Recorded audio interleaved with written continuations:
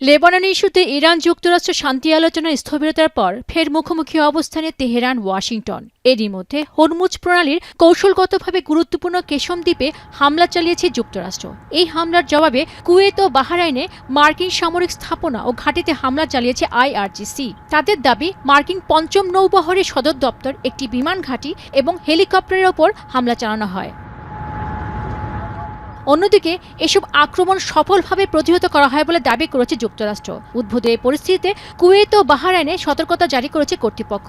এদিকে Al Jazeera জানিয়েছে, ইরানের ছোড়া ড্রোন ও মিসাইল আঘাতে ক্ষতিগ্রস্ত হয়েছে কুয়েত আন্তর্জাতিক বিমানবন্দরের টার্মিনাল এলাকা। এতে বেশ কয়েকজনও আহত হয়। এমতো অবস্থায় সাময়িকভাবে স্থগিত করা হয়েছে বিমান চলাচল। এরই মধ্যে তেহরানের এমন হামলাকে আগ্রাসন আখ্যা দিয়ে এর নিন্দা জানিয়েছে কুয়েত ও বাহরাইন। এদিকে হামলার পরপরই ফ্রান্স, তুর্কি, কাতার, মিশর, পাকিস্তান ও সৌদি আরবের পররাষ্ট্রমন্ত্রীদের সঙ্গে ফোনালাপ করেছেন ইরানের পররাষ্ট্রমন্ত্রী আব্বাস আরাকচি। এছাড়া যুক্তরাষ্ট্রের বিরুদ্ধে আরও কঠোর সামরিক জবাবের আহ্বান জানিয়েছেন তেহরানের আইন প্রণেতারা। এর আগে ইরান ইস্যুতে স্থানীয় সময় মঙ্গলবার মার্কিন কংগ্রেসের শুনানিতে সিনেট সদস্যদের জেরার সম্মুখীন হন দেশটির পররাষ্ট্রমন্ত্রী মার্কো রুবিও। চলমান এই যুদ্ধে কার অবস্থান সুবিধাজনক, এ নিয়ে ডেমোক্র্যাট সিনেটর ক্রিস্টোফার মার্ফির সঙ্গে তর্কে জড়িয়ে পড়েন তিনি। এ সময় রুবি নিজের পক্ষে সাফাই গিয়ে বলেন, হরমুজ সম্পূর্ণ খুলে দেওয়া হলেও যুক্তরাষ্ট্র ইরানের উপর থেকে নিষেধাজ্ঞা তুলে নেবে না।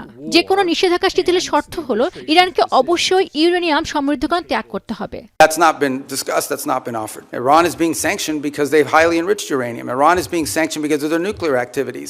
If they agree to give up those things, there will be sanctions relief associated with their commitment and compliance.